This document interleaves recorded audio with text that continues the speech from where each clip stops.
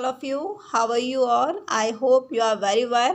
तो हम शुरू करते हैं। तो सबसे पहले आप अपनी हिंदी बुक को ओपन करेंगे, जिसमें पेज नंबर ओपन करेंगे 11। ठीक है बच्चों, ये 1111 जो आपको नीचे लिखा हुआ है, पेज नंबर ओपन 11। तो शुरू करते हैं हम। ओ से ओखली। बच्चों ये आपने ओ से ओखली का देखिए, आपने ओ से ओखली देखते हैं, मम्मा किचन में यूज़ करती है इसको। ये मसाले कूटने के काम में भी आती है। ठीक है, तो ओ से ओखली से जुड़ी हुई जो दो लाइनें हैं हम उन्हें पहले ध्यान से पढ़ेंगे। तो बच्चों आप इसको ध्यान से आपको सुनना भी है। ठीक है, ओ से ओखली कितनी सुंदर, कुछ भी कूटो इसके अंदर। एक बार फिर, ओ से ओखली कितनी सुंदर, कुछ भी कूटो इसके अंदर। तो ओखली किस काम में आती है? हमें कुछ भी मसाला या कुछ कूटना होता है तो हम इसका यूज़ करते हैं। ठीक है बच्चों, समझ में आया आपको? तो बच्चों एक बार फिर मैं इसका दोहरान कर रही हूँ, तो सभी ध्यान से देखेंगे और सुनेंगे। ओ से ओखली, ओ से ओढ़नी। ओढ़नी देखिए बच्चों, देखो इस औरत ने जो ये सिर पे जो ओढ़ रखा है, जो चुनरी है इस टाइप से, इसको कहते हैं ओढ़नी। जो सिर के ऊपर ओढ़ते हैं, दुपट्टा होता है उस टाइप का। तो ओ से ओढ़नी। और ओ से ओस। ओस क्या होती है बच्चों? ओस होती है जो सुबह के समय सर्दी की ऋतु में, या तो सर्दी की ऋतु में जो पत्तों के ऊपर छोटी छोटी पानी की बूंदें जो जम जाती है ना, उसे हम ओस का नाम लेते हैं।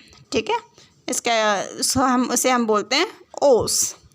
तो ओ से क्या क्या हो गया? ओ से ओखली, ओ से ओढ़नी, ओ से ओस। अब हम ओ से जुड़ी हुई जो दो लाइनें लिखी हुई है वो ध्यान से पढ़ेंगे।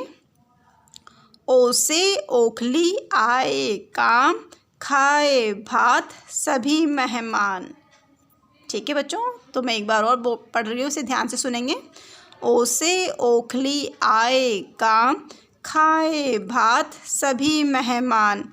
तो ओखली कई कामों में आती है, मसाला कूटने में आती है। जब हम कुछ किचन में सामान या कोई व्यंजन बनाते हैं तो हम इसका यूज़ करते हैं। और कोई भी जो कोई गेस्ट आता है तो उसके सामने हम उनको जो व्यंजन बनाते हैं, अलग अलग तरह के पकवान बनाते हैं, वो उनको हम खिलाते हैं। ठीक है बच्चों, तो ओ से ओ आपको समझ में आ ही गया होगा। ठीक है, तो बच्चों अभी तक हमने जो जो अक्षर सीखे हैं, तो एक बार पहले उसको एक बार दोहरान कर लेते हैं। अ से अनार, आ से आम, ई से इमली, ई से ईख, ऊ से उल्लू, ऊ से ऊन, री से ऋषि, ए से एड़ी, ऐ से ऐनक। ठीक है बच्चों, तो हमने ये सभी जो स्वर हैं अभी तक हम सीख चुके हैं। तब ऐ से ऐनक के बाद क्या आता है? ओ से ओखली। तो आज बच्चों हम ओ से ओखली बनाना सीखेंगे। तो इसके लिए बच्चों आप सब ध्यान से देखेंगे। सबसे पहले हम क्या करेंगे? ऊपर लाइन ड्रॉ करेंगे। ठीक है, पहले हम सबसे पहले जो हम पहले सीख चुके हैं अ से अनार, इस तरह का, तो उसको हम उसी पोजीशन में बना लेंगे। जैसे 2 बार हमने यू टर्न करा स्मॉल सर्कल के रूप में, और उसको नीचे की लाइन से टच कर दिया, थोड़ा सा हम ऊपर ले गए, बीच में स्लिपिंग लाइन और देन स्टैंडिंग लाइन।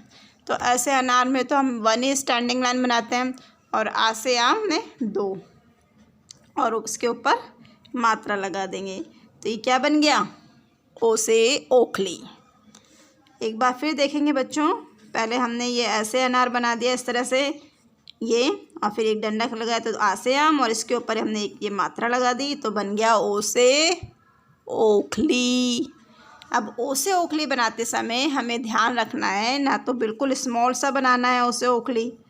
ठीक है, ये रॉन्ग हो जाएगा।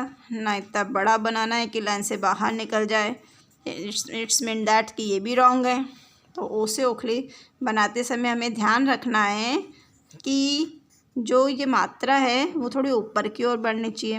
ना बिल्कुल झुकी हुई नीचे की ओर टच करके नहीं बनानी है, और ये जो नीचे की लाइन है उसे टच करते हुए हमें बनाना है। तो बच्चों इस तरह से आपको ओ से ओखली लिखने का, पढ़ने का, पहचानने का अभ्यास करना है बार बार अपनी नोटबुक में। ठीक है बच्चों, आगे समझ में? धन्यवाद।